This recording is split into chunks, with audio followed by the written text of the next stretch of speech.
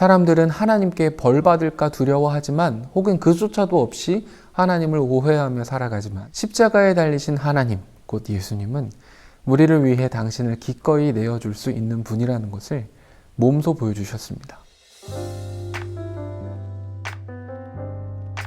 여러분, 어렸을 때 부모님께 혼났던 경험이 다 있죠. 저도 여러 가지 기억이 있지만 음식과 관련한 이야기를 나누면서 시작을 하려고 합니다. 어릴 적 부모님이 목회일로 바쁘셔서 집에 혼자 있는 경우가 종종 있었습니다. 그날도 그런 날이었습니다. 무심코 냉장고를 열어보니 맛있어 보이는 딸기가 접시에 가득 담겨 있었습니다.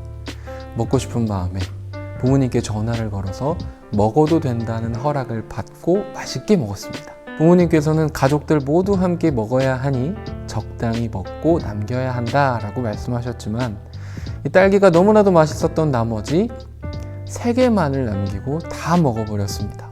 결국 부모님이 집에 돌아오신 후 저는 혼나고 말았습니다. 모두 함께 나누어 먹어야 하는데 혼자 거의 다 먹어버렸기 때문이었습니다. 사실 이 일을 떠올리면 아직까지도 조금은 서럽습니다. 어린아이의 절제력이 그리 대단한 것도 아니었을 텐데 무섭게 혼난 것이 아직도 조금 서운합니다. 그러나 이해는 합니다. 단순히 딸기를 혼자 많이 먹어서라기보다는 타인을 생각하지 않고 욕심을 부리는 것이 잘못되었다는 것을 알려주기 위한 것이었음을 알기 때문입니다. 이처럼 훈육의 진의를 깨닫는 것은 중요합니다. 그러나 만약에 이와 같은 상황에서 제가 다음과 같이 생각했다면 이야기는 심각해질 것입니다.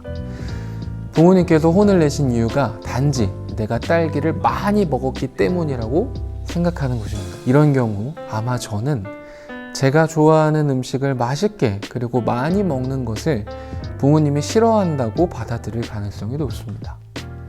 만약 이렇게 생각한다면 다음과 같은 상황이 벌어질 수도 있겠죠. 가령 이런 경우를 말합니다. 딸기 사건 이후 저를 혼낸 것이 마음에 걸렸던 제 부모님이 다음날 제가 좋아하는 수박을 한 통 사오셨습니다. 부모님께서는 수박을 먹기 좋게 잘라서 제게 많이 먹으라고 하셨습니다. 그런데 그 전날 저는 제가 많이 그리고 맛있게 먹는 것을 부모님께서 그리 좋아하지 않는다는 결론을 내렸기 때문에 수박을 선뜻 먹기가 무서워졌습니다. 또 혼날까봐 눈치를 보면서 평소에는 10조각씩이나 먹는 수박을 깨작깨작 하다가 얼마 먹지도 않고 다 먹었다고 자리에서 일어나 방으로 들어가 버린 것입니다. 이런 모습을 보고 있던 제 부모님은 어떤 마음이었을까요? 아마도 눈치를 보면서 맛있게 먹지 못하는 모습을 보며 마음이 좋지 않았을 것입니다. 어쩌면 그 전날 호되게 혼낸 것에 미안함을 더 크게 느꼈을 수도 있을 것입니다. 그래서 제게 찾아와서 다시 천천히 설명하며 달래주셨을 것입니다. 많이 먹어서 혼낸 것이 아니라 욕심을 부리는 것이 잘못되었기에 혼낸 것이라며 엄마는, 아빠는 네가 맛있게 양껏 먹는 것이 더 좋다라고 말씀하셨을 것입니다. 하나님의 마음도 이와 같습니다. 갈라디아서 3장 23절부터 26절을 살펴봅시다. 믿음이 오기 전에 우리는 율법 아래에 매인 바 되고 계시될 믿음의 때까지 갇혔느니라.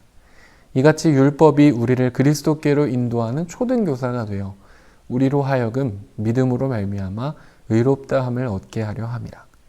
믿음이 온 후로는 우리가 초등교사 아래에 있지 아니하도다.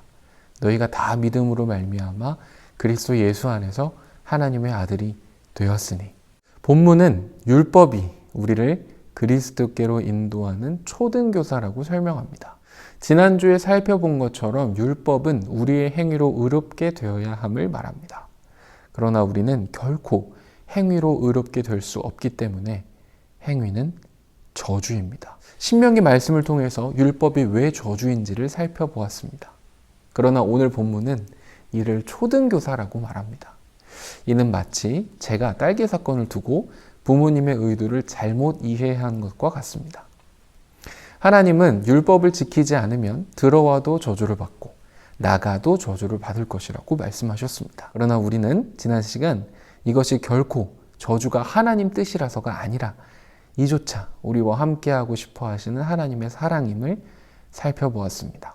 저주가 아닌 우리를 구원하시는 한없는 하나님의 사랑이 하나님 뜻이라는 것은 예수님을 통해 알 수 있습니다. 사람들은 하나님께 벌 받을까 두려워하지만 혹은 그조차도 없이 하나님을 오해하며 살아가지만 십자가에 달리신 하나님, 곧 예수님은 우리를 위해 당신을 기꺼이 내어줄 수 있는 분이라는 것을 몸소 보여주셨습니다. 우리가 받아야 할 저주를 대신 받으셨죠. 그래서 들어와도 저주, 나가도 저주가 아니라 우리를 사랑하시는 하나님의 사랑이, 은혜가 늘 우리 중에 있음을 알 수 있습니다. 이는 하나님께서 우리를 부르시는 표현에 그대로 드러납니다. 너희가 아들임으로 하나님이 그 아들의 영을 우리 마음 가운데 보내사 아빠 아버지라 부르게 하셨느니라. 그러므로 내가 이후로는 종이 아니요 아들이니 아들이면 하나님으로 말미암아 유업을 받을 자니라.